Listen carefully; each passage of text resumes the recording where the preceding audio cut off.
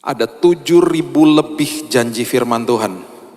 Tapi kenapa yang kita lihat masalah, yang kita lihat adalah hal-hal yang mengerikan, dan betul itu mengerikan.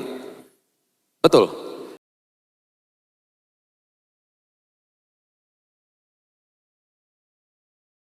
Untuk kami hidup di dalam kemenangan. Di dalam nama Tuhan Yesus kami sambut firman kebenaran, kita sama-sama katakan amin, amin, amin, amin. Silakan duduk. Shalom.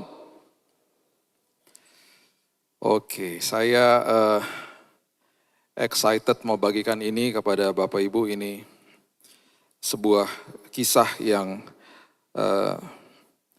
saya masih merinding kalau bacanya. Kisah ini adalah kisah tentang seorang pribadi yang memiliki sebuah iman yang dahsyat dan luar biasa, dan di dalam perjalanan hidupnya akhirnya banyak perkara yang tadinya tidak terpikir pelan-pelan Tuhan bukakan bagi dia. Dan akhirnya kalau kita nanti lihat akhir daripada apa yang Tuhan janjikan dalam hidupnya dia mendapatkan sesuatu yang kalau kita baca kisahnya juga kita mungkin akan terheran-heran betapa hebatnya Tuhan. Pribadi ini adalah pribadi yang mengatakan di dalam bahasa Inggris, give me that mountain. Kalau Bapak Ibu tahu pribadi ini pasti, kalau sudah pernah baca kisah ini pasti tahu siapa pribadi ini. Dia yang katakan, berikanlah gunung itu kepadaku. Kalau saya rephrase kata-katanya. Dia orang yang sangat berani, orang yang sangat vokal, dan orang ini akhirnya mendapatkan apa yang Tuhan janjikan dalam hidupnya, bahkan ditambah-tambahkan sama Tuhan. Pribadi ini namanya Kaleb. Dan Kaleb ini adalah seorang yang vokal sekali. Dia bisa dikatakan teman sehatinya Yosua. Dan dari ketika 12 pengintai yang dikirim ke Kades Barnea, tempatnya di mana mereka mengintai tanah perjanjian, mereka membawa report yang luar biasa. Dan gara-gara itu, gara-gara mereka memberikan sebuah laporan yang berdasarkan dengan janji Tuhan, walaupun ada kengerian di depan mereka, hidupnya dia dipimpin sama Tuhan sampai kepada akhirnya dia menikmati sesuatu yang tidak pernah terpikirkan. Saya akan tuntun Bapak Ibu untuk lihat ini pelan-pelan, kita eksposisi ringan saja supaya kita ngerti, dan ini banyak sekali kaitannya dengan hidup kita pada hari ini ya. Kita buka dulu di Bilangan 13, dimulai dari ayat 17 dan 18, ikuti perlahan-lahan, kalau bisa catat-catat, karena banyak pewahyuan yang Tuhan mau bagikan. Bilangan 13 ayat 17 dikatakan, maka Musa, ya ini setelah beberapa tahun mereka keluar dari Mesir, dan mereka dijanjikan tanah perjanjian, mereka disuruh mengintai tanah perjanjian, yang sudah dijanjikan Tuhan, sudah dijanjikan Tuhan. Maka Musa menyuruh mereka untuk mengintai tanah Kanaan, katanya kepada mereka, pergilah dari sini ke tanah Negeb, naiklah ke pegunungan, amatilah bagaimana keadaan negeri itu, apakah bangsa yang mendiami itu kuat atau lemah, apakah mereka sedikit atau banyak, dan seterusnya dan seterusnya. Disuruh amati. Nah, waktu disuruh mengamati, ini Musa mengirimkan 12 spies, 12 mata-mata dari 12 suku. 12 suku masing-masing diwakilkan oleh satu orang. Kemudian mereka pergi dan mereka mulai mengamati tanah perjanjian, tanah Kanaan. Mereka akhirnya mulai masuk ke beberapa area daripada tanah perjanjian itu yang tidak didiami oleh beberapa orang ini yang cukup kondusif. Dan mereka akhirnya tiba di sebuah lembah, dan lembah ini namanya lembah Eskol. Catat ini, ingat nama lembah ini karena ada kaitannya dengan akhir daripada kisah ini. Ya, lembahnya namanya lembah Eskol. Itu dicatat di Bilangan 13 ayat 23. Jadi mereka masuk, mereka mulai mengintai, mereka akhirnya bisa pelan-pelan mulai mengintai dari lembah Eskol ini, dan kemudian mereka bisa mengambil sampel dari tanah perjanjian. Itu sebabnya Bilangan 13 ayat 23 mengatakan begini, ketika mereka sampai ke lembah Eskol, dipotong merekalah di sana suatu cabang dengan setandan buah anggurnya. Lalu berdualah mereka menggandarnya, itu karena buahnya terlalu besar, mereka harus memikulnya. Juga mereka membawa beberapa buah delima dan buah ara. Ini adalah bukti bahwa janji Tuhan tentang tanah perjanjian itu betul-betul dahsyat karena Tuhan sudah menyiapkan yang terbaik bagi mereka. Ini buktinya loh. Pertama kali mereka dapat buktinya itu ada di lembah Eskol karena lembah itu sangat-sangat makmur dan sangat-sangat penuh dan syarat dengan buah-buah yang begitu luar biasa karena tanahnya sangat-sangat baik sekali. Ingat ya, lembah Eskol. Nanti kita lihat apa yang terjadi. Ayat 24. Tempat itu dinamai orang lembah Eskol karena tandan buah anggur yang dipotong orang Israel di sana. Memang pada waktu, Alkitab mengatakan waktu mereka masuk ke situ, memang itu lagi musimnya buah anggur dan memang mereka membawa buah-buah yang sangat-sangat besar. Ayat 25, sesudah lewat 40 hari, pulanglah mereka dari pengintaian negeri itu. Jadi mereka mengintai 40 hari. Ini ada kaitannya juga dengan apa yang terjadi nanti. Ingat, 40 hari mereka mengintai. Dan langsung waktu mereka pulang, ayat 26, mereka datang kepada Musa, Harun, dan segenap umat Israel di Kadesh. Jadi mereka 12-12-nya berhadapan dengan Musa, Harun, imam besar Harun, dan juga kepada semua bangsa Israel. Mereka memberikan laporan di padang gurun Paran ini. Mereka membawa pulang kabar kepada keduanya dan kepada segenap umat itu, dan memperlihatkan, perhatikan ini, memperlihatkan kepada sekaliannya hasil negeri itu. Jadi bayangin mereka pulang, mereka bawa hasil, nih hasilnya. Ini janji Tuhan, ini buktinya, kelihatan sama mata. Ini buktinya, luar biasa. Ini Tuhan kita nih. Wah, semangat awalnya mereka pasti, wah luar biasa. Setelah itu, mulailah yang 10 ini mulai memberikan, Alkitab katakan, kabar busuk. Kabar busuk. Bahasa Inggrisnya evil report. Dimulai dari ayat yang ke-27, Bilangan 13. Mereka menceritakan kepadanya, kami sudah masuk ke negeri kemana kau suruh kami, dan memang negeri itu berlimpah-limpah susu dan madunya, dan ini hasilnya. Memang betul, negeri itu luar biasa, memang betul janji Tuhan. Ini hasilnya. Ini buktinya loh, dari janji Tuhan itu. Hanya, bangsa yang diam di negeri itu kuat-kuat, kotanya berkubu dan sangat besar, juga keturunan Enak telah kami lihat di sana. Bangsa Enak itu adalah bangsa yang sudah dicatat dari kitab Keluaran. Dan itu adalah bangsa yang sangat besar. Ya, bangsa yang sangat besar. Kita buka dulu deh ya, biar Bapak Ibu mengerti. Coba lihat dulu, nanti kita balik lagi ke situ. Kejadian 6 ayat 4, coba lihat. Kejadian 6 ayat 4. Ini pertama kali nenek moyangnya atau asal daripada orang-orang yang raksasa, biar kita semuanya mengerti kenapa ada mereka. Kenapa akhirnya ada turunan Goliat. Karena ini terjadi di Kejadian 6 ayat 4. Pada waktu itu, orang-orang raksasa ada di bumi. Itu yang mereka lihat. Ini pertama kali kejadiannya itu ada di sini. Dan juga pada waktu itu sesudahnya ketika anak-anak Allah, perhatikan kalimat ini, anak-anak Allah itu artinya malaikat yang jatuh. Malaikat-malaikat yang sudah jatuh. Menghampiri anak-anak perempuan. Malaikat mengawini atau berhubungan seks dengan manusia. Itu maksudnya, anak-anak Allah menghampiri anak-anak perempuan manusia. Dan perempuan-perempuan itu melahirkan anak bagi mereka. Inilah orang-orang yang gagah perkasa di zaman purbakala, orang-orang yang kenamaan, orang raksasa. Lahir dari hubungan itu. Itu yang terjadi.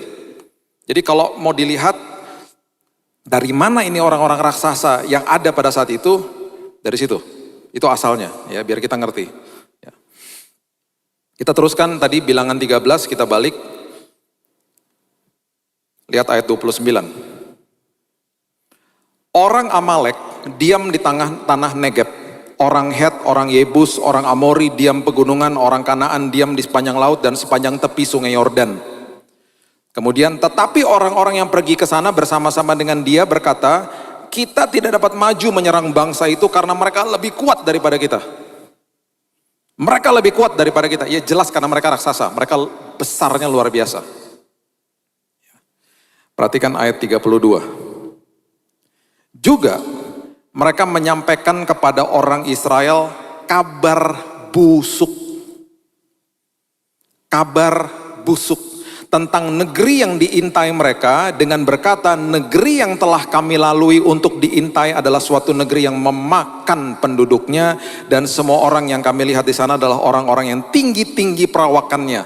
Hati-hati. Hati-hati. Kalau hari ini kita sedang menggambarkan kesulitan hidup kita.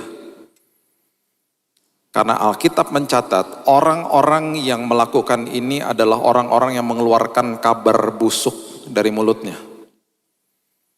Ada 7.000 lebih janji firman Tuhan. Tapi kenapa yang kita lihat masalah, yang kita lihat adalah hal-hal yang mengerikan dan betul itu mengerikan. Betul. Karena kita melihatnya dari perspektif mata kita yang tidak ada dayanya. Kita melihat dari perspektif kita yang punya keterbatasan.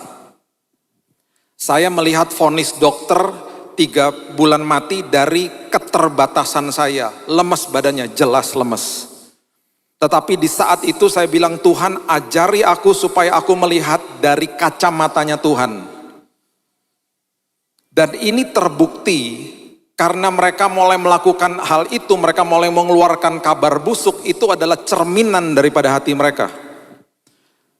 Ketika kita melihat sesuatu itu dan akhirnya itu mengintimidasi kita, itu adalah cerminan daripada gambar diri kita di dalam sini yang dirusak oleh iblis. Itu sebabnya bilangan 13 ayat 33 mengatakan begini. Ini mengerikan sekali yang mereka katakan. Juga kami lihat di sana orang-orang raksasa, orang enak yang berasal dari orang-orang raksasa, dan kami lihat diri kami seperti belalang. Dan diperburuk lagi, mereka berasumsi bahwa musuh mereka juga menganggap mereka seperti belalang. Dan demikian juga mereka terhadap kami. Emangnya musuhnya ngasih tahu kamu kayak belalang? Enggak, mereka lagi mengintai kok. Kan enggak ketemu sama musuhnya. Jadi bayangkan mereka mengatai diri mereka, kami belalang, dan musuh kami juga pasti beranggapan kami belalang. Dan itu adalah tujuan daripada iblis hari ini, yang saya selalu katakan, dia mematahkan semangat, dia mencobai, dia mengelabui, dia membohongi, dan dia menuduh kita tiap hari, dan itu ujungnya dia mau kita akhirnya dirusak gambar dirinya. Dan tanpa kita sadari kita mulai mengeluarkan kabar-kabar busuk dari mulut kita. Perhatikan prinsip ini baik-baik. Hadirat Tuhan tidak pernah sedetik pun meninggalkan kita. Tujuan iblis supaya kita tidak sadar bahwa Tuhan hadir dalam hidup kita, kita diperlihatkan kepada masalah mata kita. Itu masalahnya besar, itu masalahnya sangat-sangat besar. Ketika kita melihat masalah, kita tidak mengucap syukur, kita tidak sadar bahwa Tuhan ada bersama dengan kita. Itu sebabnya ucapan syukur itu kuasanya sangat dahsyat, karena ketika kita mengucap syukur, itu kita sedang melihat Tuhan dan kita sadar dia ada, dan akhirnya kita bisa mengatakan, terima kasih Tuhan, aku rasakan sekarang dan aku sadar bahwa Engkau ada di pihakku. Itu ucapan syukur. Jadi orang yang mengeluh adalah orang yang mukanya sedang diginiin sama iblis dan dia lihat masalah. Dia lupa Tuhan hadir. Tetapi orang yang mengucap syukur adalah orang yang sedang berpaling kepada Tuhan dan katakan terima kasih Tuhan. Walaupun dia belajar untuk melihat hal-hal kecil dalam hidupnya dan dia mulai isi dengan ucapan syukur. Saya waktu jalan dari tempat tidur saya malam-malam ke kamar mandi, saya jalannya begini. Dengan tubuh saya yang sudah habis. Di situ saya berteriak kepada Tuhan, Tuhan terima kasih saya bisa jalan. Terus saya bilang lagi, Tuhan kasih tunjuk sama saya hal-hal lain supaya hatiku tiap hari penuh dengan ucapan syukur walaupun itu hal kecil. Bisa makan satu suap, terima kasih Tuhan makanan itu masuk ke dalam dan aku gak muntah. Dari hal-hal kecil belajar mengucap syukur, hidupnya jadi penuh. Alhasil kita akan lupa dengan hal-hal yang mengerikan yang terjadi ada di sekeliling kita. Itu kuasa daripada ucapan syukur.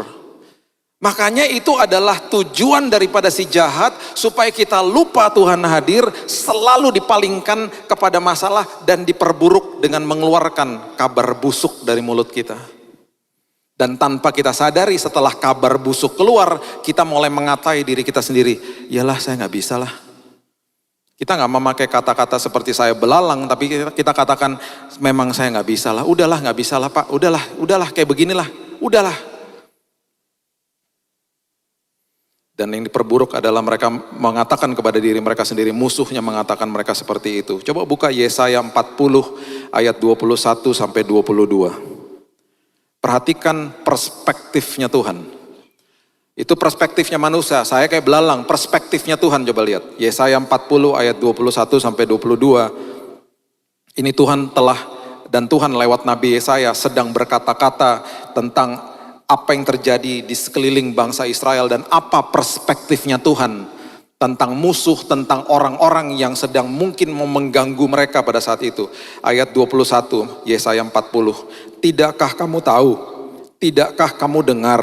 Tidakkah diberitahukan kepadamu dari mulanya? Tidakkah kamu mengerti dari sejak dasar bumi diletakkan? Dia yang bertahta di atas bulatan bumi, yang penduduknya seperti belalang. Dia yang membentangkan langit seperti kain dan memasangnya seperti kemah kediaman. Bumi itu seperti kemah, dilempar kain gitu, seolah-olah begitu. Di matanya dia, musuh kita justru kayak belalang. Itu sebabnya kalau kita lihat dari perspektifnya Tuhan, merdeka kita. Itu sebabnya saya dibukakan prinsip ini ketika anak saya Raina masih pendeknya segini. Dia tarik-tarik celana di lift. Ketika kami pergi, dulu kan saya suka ajak dia pergi berduaan. Dia tarik-tarik celana saya di lift yang penuh sesak dengan orang. Dad, lift me up, angkat, gendong dong. Dan selalu saya katakan, nak, susah ngangkat kamu nak, karena kamu tuh pendek di situ dan ini liftnya penuh orang. Kalau aku jongkok, aku nanti kena orang-orang. Kamu sabar ya nak di situ ya nak. Tiba-tiba satu hari saya baru sadar betapa tidak enak dan betapa tidak nyamannya seorang yang pendeknya cuma segini, ada di belakang lift yang paling belakang, pemandangannya betul-betul tidak nyaman. Saya dengar yang sudah ketawa-ketawa pasti sudah mengerti maksudnya. Yang belum mengerti maksudnya apa sih? Kalau ada kejadian-kejadian yang tidak diinginkan, kena duluan anak saya. Yang sudah ketawa ya sudah ngerti, yang belum mengerti juga maksudnya apa ya. Kalau masih belum ngerti juga kan sekarang udah boleh lift rame-rame. Nanti masuk ke lift yang paling rame, berdiri paling belakang, terus bapak ibu gini nih, coba pendekin dirinya. Langsung ngerti, oh iya ya nggak nyaman. Di situ waktu saya sadar, iya ya anak saya tuh di bawah situ nggak nyaman, saya kan tinggi. Saya kan lihatnya sama-sama seperti yang lain, no problem gitu.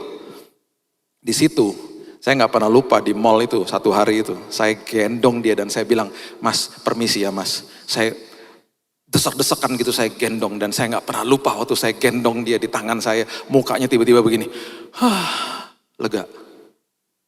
Waktu mukanya lega, liftnya apa udah nggak rame atau masih rame? Masih rame. Kenapa mukanya lega? Karena dia lihat setinggi pandangan saya, dia melihat dari perspektifnya saya. Kalau lagi lewati masalah, bilang Tuhan gendong aku Tuhan, supaya aku lihat dari kacamatanya Tuhan. Dan ketika kita bilang begitu, tiba-tiba nanti ada damai sejahtera, ada kelegaan, ada sukacita di dalam hati kita. Masalahnya masih ada, oh iya masih ada. Tapi kondisi hatinya berubah karena lihat dari perspektifnya Tuhan. Bukan lihat diri kita kayak belalang lagi, hati-hati loh. Itu yang terjadi sama mereka. Kami kayak belalang. Dan makan musuh kami juga menilai saya kayak belalang. Orang yang bunuh diri, itu bukan karena baru hari ini stres. Itu karena udah bertahun-tahun menuduh dirinya sendiri dan percaya bahwa saya ini tidak mampu, tidak bisa, tidak layak, dan seterusnya, dan seterusnya. Tinggal tunggu sesuatu yang men-trigger, menstimulasi dia, bunuh diri. Itu dituduh bertahun-tahun. Yeremia 1 ayat 6-7 mengatakan begini. Yeremia 1 ayat 6-7. Maka aku menjawab, Tuhan Allah, sesungguhnya aku tidak pandai berbicara, sebab aku ini masih muda, kata Yeremia. Tetapi Tuhan berfirman kepadaku, janganlah katakan aku ini masih muda, tetapi kepada siapapun engkau kuutus, haruslah engkau pergi, dan apapun yang kuperintahkan kepadamu, haruslah kau sampaikan. Panggilan hidup kita itu selalu lebih besar daripada kondisi kita hari ini. Itu sebabnya kita selalu lihat keterbatasan kita. Tuhan lihat kehebatan kita di dalam Dia. Itu sebabnya Yusuf ketika masih sangat muda dan kemudian dia dipanggil untuk menjadi orang nomor 2 di Mesir, dia nggak dikasih tahu perjalanan proses hidupnya. Dia melewati segala macam ujian dalam hidupnya dia. Dia sombong loh sejak awal. Kalau kita baca pelan-pelan itu kelihatan sombong dia. Mempertontonkan jubahnya lah dan seterusnya. Melewati semua ujian-ujian itu sampai akhirnya menjadi orang nomor 2 terpenting di Mesir. Tetapi kalau ketika dia dikasih tahu cerita-ceritanya dia untuk akhirnya dia bisa sampai menjadi orang nomor 2 terpenting di Mesir, dia pasti nggak mau. Nanti ya kamu akan jadi orang nomor 2 terpenting, tapi nanti kamu akan difitnah sama kakak-kakakmu. Jubahmu yang bagus itu yang kau bangga-banggakan akan diambil, dicelupin ke darah hewan, nanti akan dikasih ke bapakmu. Seolah-olah nanti kamu mati diterkam binatang buas. Bapakmu yang kamu kasihi hidupnya stres bertahun-tahun karena berpikir kamu mati diterkam binatang buas. Terus nanti kamu sama kakak-kakakmu dibuang ke dalam sumur. Habis itu kamu akan melewati human trafficking, kamu diperdagangkan perdagangan manusia kamu. Nanti kamu akan sampai di rumahnya Potifar, oke lah kamu nanti tiba-tiba jadi kepala rumah tangga, naik dikit Habis itu kamu akan dikejar-kejar sama istrinya, kamu difitnah, habis itu kamu masuk penjara. Di penjara kamu tiba-tiba menemukan karuniamu, kamu bisa menerjemahkan mimpi, kamu ketemu sama juru minum, sama juru roti. Tiba-tiba ada secercah harapan dan kamu setelah menerjemahkan mimpi mereka ketika mereka keluar dari penjara, kamu akan bilang sama mereka, ingat aku ya. Kamu tahu gak apa, kamu dilupakan lagi sama mereka 2 tahun. Baru setelah itu kamu keluar dan kamu ketemu sama Firaun. Kira-kira dia mau gak sih melewati semuanya itu? Dia akan bilang gak mau. Itu sebabnya ya, makin berat pergumulan dan proses kita, Tuhan sedang persiapkan kita untuk sebuah tanggung jawab yang sangat luar biasa besarnya. Itu sebabnya di dalam semua pergumulan hidup bilang, terima kasih Tuhan. Karena Engkau sedang persiapkan hidupku.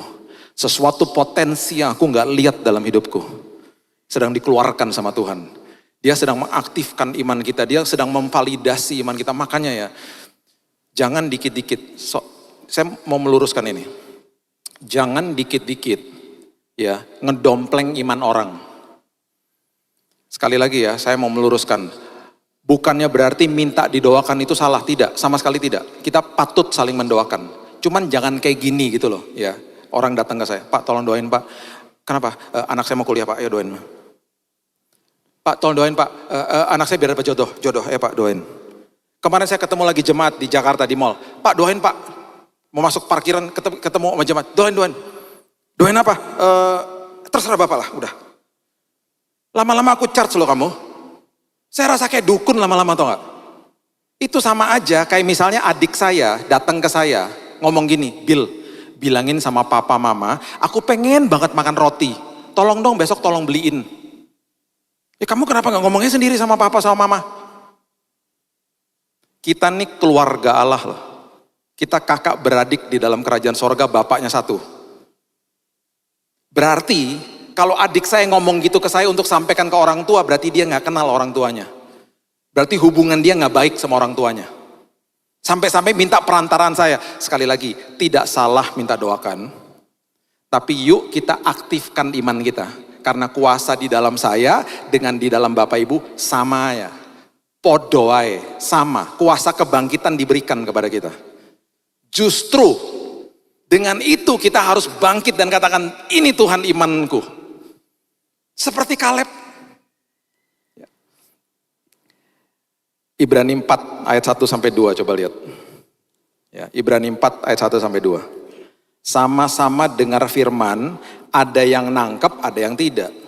Saya percaya di sini semuanya nangkep firman Tuhan. Lihat Ibrani 4 ayat 1 sampai 2. Sebab itu baiklah kita waspada supaya jangan ada seorang di antara kamu yang dianggap ketinggalan, sekalipun janji akan masuk ke dalam perhentiannya masih berlaku. Karena kepada kita diberitakan juga kabar kesukaan sama seperti kepada mereka. Tetapi firman pemberitaan tidak berguna bagi mereka, karena tidak bertumbuh bersama-sama oleh iman dengan mereka yang mendengarnya. Ada orang yang menerima akhirnya jadi kehidupan, ada orang yang menerima tidak jadi kehidupan. Ini 12-12-nya mendengar janji Tuhan. 12-12-nya lihat masalah. Tapi ada dua yang balik, yang memperkatakan hal yang berbeda. Bilangan 13 ayat 30 mengatakan begini. Bilangan 13 ayat 30. Ini perspektifnya Kaleb, coba lihat. Dia lebih vokal, dia ngomong duluan daripada Yosua. Kemudian Kaleb mencoba menentramkan hati bangsa itu di hadapan Musa. Karena udah mulai gelisah. Mulai dikatakan hal-hal yang tadi, kabar-kabar busuk, mulai gelisah semuanya. Katanya tidak, kita akan maju menduduki negeri itu sebab kita pasti akan mengalahkannya. Sama-sama lihat raksasa loh. Kaleb sama Yosua bilang, kita pasti kalahin dia. Tapi yang lebih vokal Kaleb, dia ngomong duluan. Bilangan 14 ayat 9. Ini perspektifnya dia. Bilangan 14 ayat 9. Hanya janganlah memberontak kepada Tuhan dan janganlah takut kepada bangsa negeri itu, sebab mereka akan kita telan habis. Kenapa dia ngomong gini? Yang melindungi mereka sudah meninggalkan mereka, sedang Tuhan menyertai kita, janganlah takut kepada mereka. Yang 10 menganggap mereka kayak belalang. Kaleb bilang, kita akan telan habis. Berarti dalam pandangannya dia, mereka yang belalang. Kecil mereka, aku makan mereka, aku akan telan justru mereka. Dahsyat. Lihatnya dari perspektifnya Tuhan. Ini yang terjadi. Bilangan 14 ayat 33 dan 34 adalah hukuman Tuhan bagi mereka. Dan ini yang terjadi gara-gara mereka tidak percaya, gara-gara mayoritas tidak percaya. Bilangan 14 ayat 33. Dan anak-anakmu akan mengembara sebagai pengembala di padang gurun 40 tahun. Kenapa sih akhirnya mereka mengembara 40 tahun lamanya dan akan menanggung akibat ketidaksetiaan sampai bangkai-bangkaimu habis di padang gurun? Mereka nggak akan masuk tanah perjanjian. Itu sebabnya ketika yang masuk tanah perjanjian itu adalah anak-anak mereka. Itu pun mereka harus disunat untuk meninggalkan celah Mesir karena udah dipengaruhi sama orang tuanya di zamannya Yosua. Ayat 34. Sesuai dengan jumlah hari yang kamu mengintai negeri itu, berapa lama? 40 hari. 1 hari dihitung 1 tahun. Jadi 40 tahun lamanya kamu harus menanggung akibat kesalahanmu supaya kamu tahu rasanya jika aku berbalik daripadamu. 40 hari pengintaian karena mereka nggak percaya. Sekarang hukumannya Tuhan 1 hari dihitung 1 tahun. Jadi mereka mengembara di padang selama 40 tahun. Kenapa mereka mengembara 40 tahun? Jawabannya ada di sini. Karena mereka nggak percaya. Itu aja, cuman itu tok. Karena nggak percaya. Hari ini Tuhan nggak hukum kita. Tuhan nggak murka sama kita. Yang terjadi adalah kalau kita nggak percaya, kita muter-muter aja. Kita nggak enjoy berjalan sama Tuhan. Kita nggak nikmati perjalanan sama Tuhan. Dia nggak akan hukum kita. Dia sangat sayang sama kita, dia hari ini gak berseberangan sama kita. Yang rugi kita sendiri. Lihat apa yang Tuhan katakan tentang Kaleb. Bilangan 14 ayat yang ke-24. Bilangan 14 ayat yang ke-24. Firman Tuhan katakan begini. Tetapi hambaku Kaleb, saya suka dengan kalimat ini. Karena lain jiwa yang ada padanya dan ia mengikut aku dengan sepenuhnya, akan kubawa masuk ke negeri yang telah dimasukinya itu dan keturunannya akan memilikinya. Yang lain dihukum, Yosua sama Kaleb tidak. Perhatikan ada kalimat orang ini lain jiwa, bukan kelainan jiwa. Yang lain 10-nya kelainan jiwa, yang ini lain jiwa, bahasa Inggrisnya have a different spirit. Orang yang mempunyai karakter yang berbeda dengan yang lain. Karena apa? Karena ia mengikut aku dengan sepenuh hati. Orang yang ikut Tuhan dengan sepenuh hati, gambar dirinya penuh dan full dan benar. Orang yang ikut Tuhan dengan sepenuh hati, firman Tuhan katakan orang itu lain jiwa, bukan kelainan jiwa. Itu yang terjadi sama dia. Itu pandangan perspektifnya Tuhan tentang Kaleb. Ya. Oke. Kita sudah mau sampai di ujung. Ya, coba lihat sekarang Yosua 14 ayat yang ke-7. Saya akan beritahu ini kepada saudara, sebuah prinsip yang luar biasa. Ini di ujung daripada kisah daripada Kaleb, Yosua 14 ayat yang ke-7. Setelah mereka masuk ke tanah perjanjian, mereka membuang undi supaya 12 suku yang masuk itu memperoleh tanah-tanah kapling-kapling di tanah perjanjian. Dibuang undi. Ya. Kaleb mendapatkan tanah di daerah Hebron. Perhatikan apa yang terjadi, perhatikan apa yang ada di dalam Hebron. Yosua 14 ayat yang ke-7 mengatakan begini, aku berumur 40 tahun. Ya, perhatikan kalimat-kalimat ini ya. Ketika aku disuruh Musa, hamba Tuhan itu dari Kades Barnea untuk mengintai negeri ini, dan aku pulang membawa kabar kepadanya dengan sejujur-jujurnya. Jadi ini adalah di Yosua 14 nih, ini adalah ketika sudah dibagi undi, Yosua datang kepada Kaleb. Bro, kamu dapat Hebron. Ya, Kaleb dari suku Yehuda. Kamu sama sukumu dapat Hebron. Oke bro? Oke.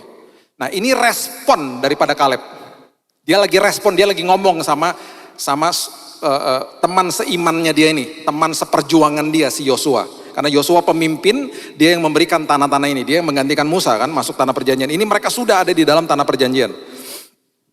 Sedang saudara-saudaraku ayat 8 yang bersama-sama pergi ke sana dengan aku membuat tawar hati bangsa itu, aku tetap mengikuti Tuhan Allahku dengan sepenuh hati. Dia lagi ngobrol, dia lagi ingat-ingat 45 tahun yang lalu. Ketika mereka masih berusia 40 tahun. Saat ini ketika Kaleb lagi ngobrol sama Yosua, dia umurnya sudah 85, Bapak Ibu. Perhatikan apa yang terjadi. Pada waktu itu, ayat 9, Musa bersumpah katanya, sesungguhnya tanah yang diinjak oleh kakimu akan menjadi milik pusakamu, anak-anakmu sampai selama-lamanya, sebab engkau tetap mengikuti Tuhan Allahku dengan sepenuh hati. Itu janji-janji Musa. Dia lagi mengutip ini semuanya. Dia lagi ngobrol sama temannya Yosua. Perhatikan ayat 10. Jadi sekarang sesungguhnya Tuhan telah memelihara hidupku, katanya dia. Seperti yang dijanjikannya. Aku percaya sama janji Tuhan dan sampai hari ini lihat buktinya. Aku dipelihara sama Tuhan. Kini sudah 45 tahun lamanya. Sejak diucapkan Tuhan firman itu kepada Musa dan selama itu orang Israel mengembara di padang gurun. Jadi sekarang telah berumur 85 tahun aku hari ini. Perhatikan ini baik-baik.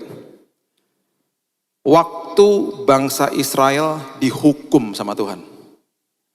Waktu bumi ini kena akibat daripada dosa mula-mula. Kita tinggal di dalam dunia yang penuh dengan kegelapan toh. Kaleb, walaupun dia percaya sama Tuhan, tapi karena hukumannya Tuhan itu global buat semua bangsa Israel, Kaleb kena imbasnya. Kaleb mengembara juga 40 tahun. Tetapi kalimat ini dia lagi kasih tahu sama Yosua, ini yang terjadi. Ya dia sudah 85 tahun. Ini sudah 45 tahun berikutnya, dia pas dikasih tanah Hebron, tanah perjanjiannya, dia bilang begini ayat 11. Dia bilang begini, pada waktu ini aku masih sama kuat bro, seperti pada waktu aku disuruh Musa. Seperti kekuatanku pada waktu itu, demikianlah kekuatanku sekarang untuk berperang, untuk keluar masuk. Dengan kata lain, Kaleb doesn't age. Dia tidak menua secara fisik, atau bisa kita gambarkan dia itu tetap kuat.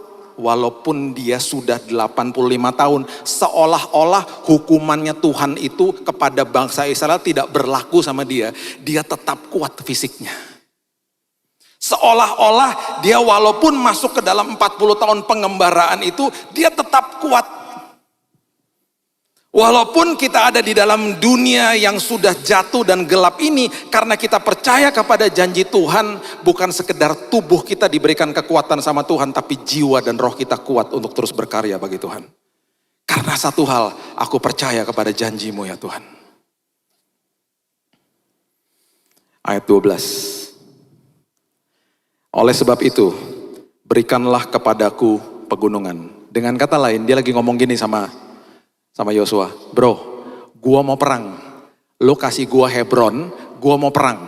Yosua mungkin bilang gini, jangan, lu udah 85, udah tua, biarin pasukan yang lain aja. Tidak, give me the mountain.